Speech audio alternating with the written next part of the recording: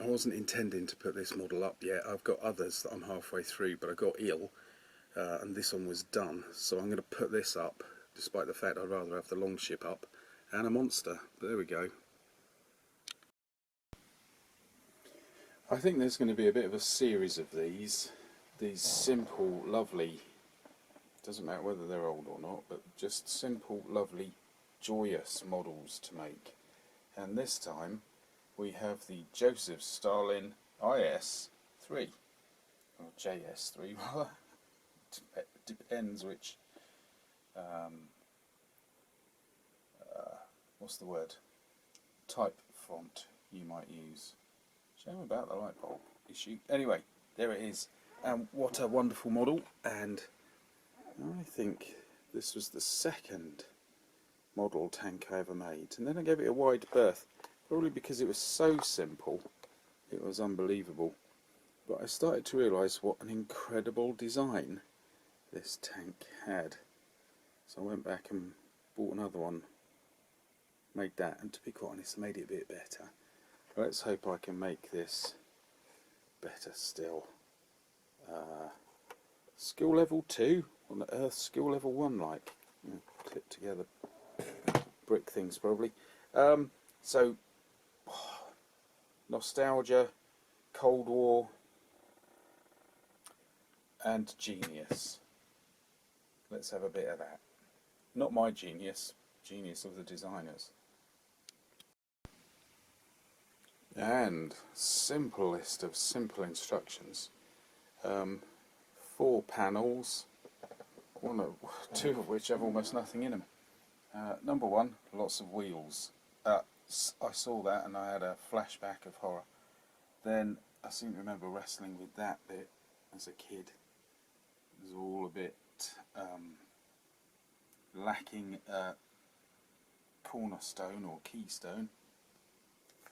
Then almost nothing, and then the fantastic turret, and that's that, job done. Stick a couple of stars on and you've got it. If I can get the wheels right, the first 2 panels right, I think we're on to a winner. There's a very good chance I won't though. And there's the parts. Straightforward, simple, and quite clean looking. If a little shiny, sort of hint of oil on the surface of the plastic, but we can sort that out. Alright, paint and build. Well, so far this has come as a complete shock. Everything is going really well, to the point where, look, it rotates. Casting a shadow, obviously. See if I can do this. Yeah. Look at that. And on. These don't, because obviously they haven't got pins. But they went on superbly. I find wheels a bit taxing, usually because the holes in the pins that they go on aren't good enough. But they just flew on.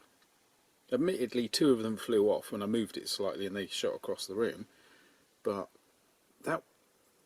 they are the best tank wheels, or any wheels actually, that I have ever put on a model.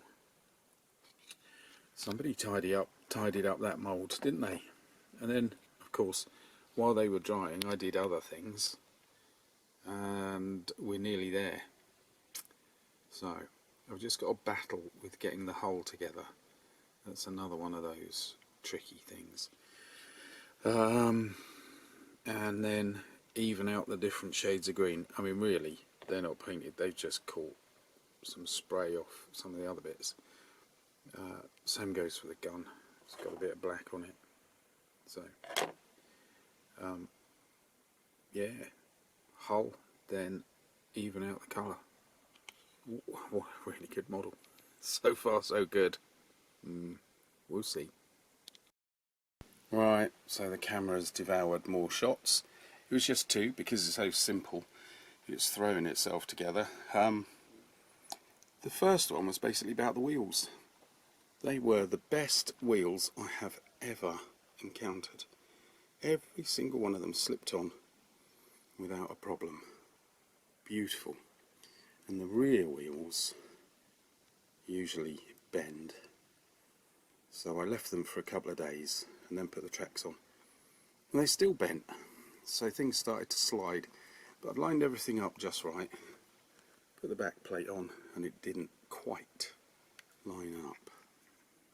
And even now there's a little gap. I don't know if that's noticeable. So the rear wheels are at a tiny angle. The drive wheels. And the back has got a gap. What was very interesting is I think the bottom of the hull, the base plate, was a bit big. So I hacked a massive cut out of it while it was all glued up, weirdly. I managed to drill a hole and then put a pair of scissors in. So the gap's bigger than I would have made it, but that seemed to solve the problems. And then finally, the fuel tanks didn't quite want to stay. It's a lovely little kind of bar and socket, but they just want to droop. Problem being, if you put them so that they don't droop, you can't get the gun to turn all the way around, which it does, so you don't get clearance. So as a result, it's a little bit blobby with glue, but it's alright. So still on the whole, a really blooming good, tiny, simple little model. Love it.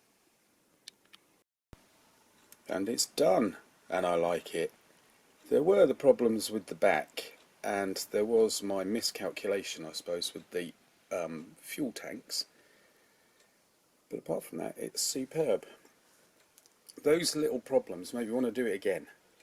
Having mentally prepared myself now, then I feel I could do a better job. I have darkened up the muzzle, but I see there's a bit of wear on that. But anyway, easily splodged. I've got the markings on, and that's all there is, which it makes a lovely change. And the one on the top has started to peel. I do put fix on these things, but I don't know what fix you use, but mine obviously is more like soap suds or something. I will have to research different companies.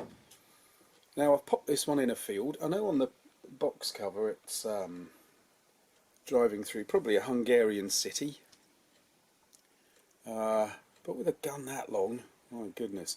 I know they did, I know there's loads of footage of that happening, but really these appear to be field combat vehicles, don't they? I've just made that up.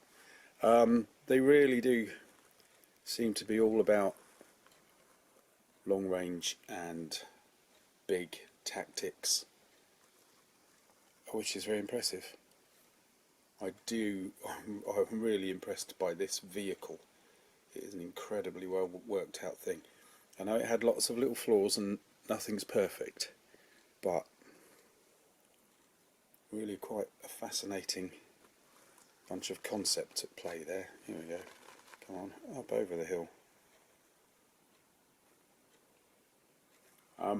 So a thoroughly enjoyable, utterly primitive model,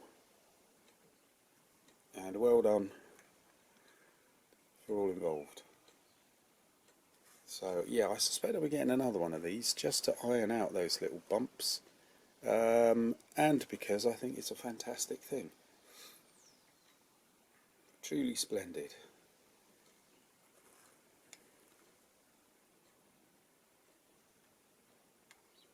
I think I've got a book on these somewhere, but I don't think I can get to it right now. It's a shame. See if I can dig it out maybe. And here we are. Let's have a quick look inside. That isn't one of them, but that is.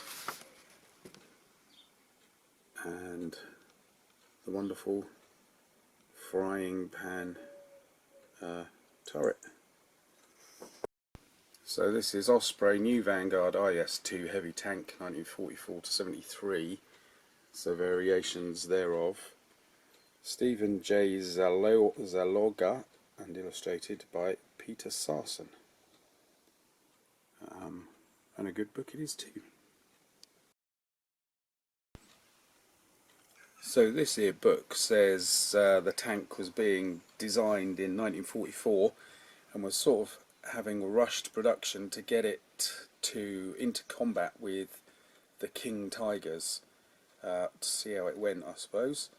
There's argument as to whether it saw any action in the West, and there might have been some action against the Japanese in Manchuria in August 1945. Yeah, the Japanese in Manchuria. That was a thing, wasn't it?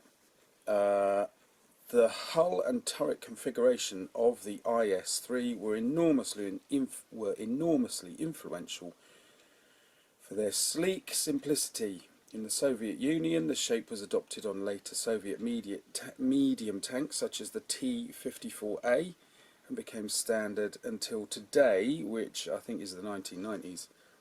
Today's T-72B and T-80.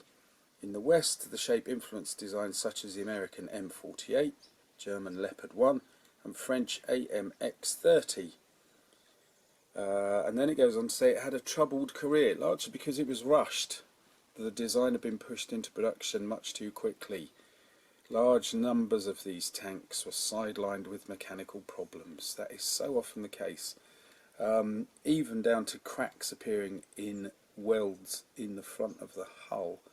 And it says, probably caused by vibrations of rough cross-country travel and the shock of gun firing.